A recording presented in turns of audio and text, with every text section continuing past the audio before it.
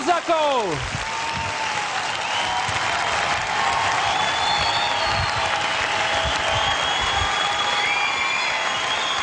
A všetci sú na nohách v bratislavskej Ichebe. Vrátane porodcov.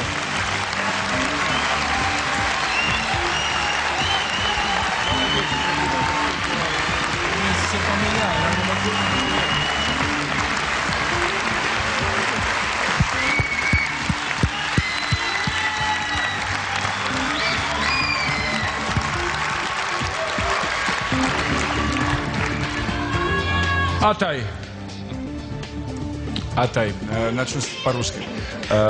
Не надо переводить. Не треба прекладать, я будем говорить по-русски. Я знаю, что в Кыргызстане 100 000 евро настоящие деньги.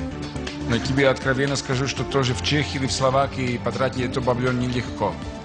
Может быть, что тебе придется переселиться здесь.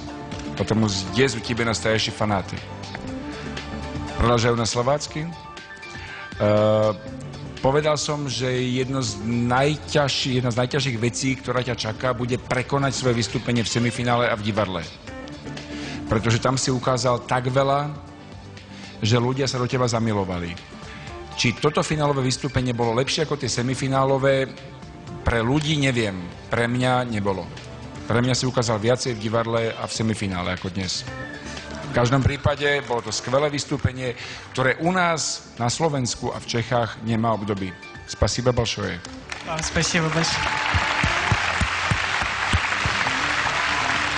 Jestli můžu něco já říct. Já jsem velmi emotivní člověk. Je to poprvé, kdy nejen, že jsem minulej týden to vaše představení celý probrečila, ale pak jsem neměla v rukou sílu tleskat, jak jsem byla uchvácená. I kdybyste dneska jenom přišel a stál a jenom se usmíval, já jsem na vás stejně myslela celý týden a budu na vás myslet dlouho a dlouho, protože to byl zážitek, jaký jsem opravdu dlouho nezažila, možná nezažiju. Opravdu, i kdybyste dneska se ani nehnul, tak pro mě jste vítěz.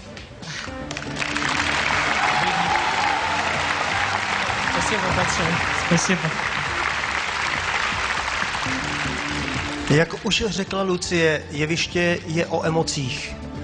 Vy ty emoce přinášíte a já si myslím, že vy jste ukázali, jak krásné je lidské tělo, co všechno se s ním dá dělat. Dnešní večer je večer výjimečných lidí. Na jevišti, vedle mě i za mnou. A vy jste výjimečný člověk. Spasibo. Spasibo большое. A tú výnimočnosť môžete potvrdiť vy, televízni diváci. Odoslaním SMS-iek pre Ataja platí dnes večer vo finále. Československo má talent štvorčíslie 9976. To bylo vystoupení Ataje Omurzakova.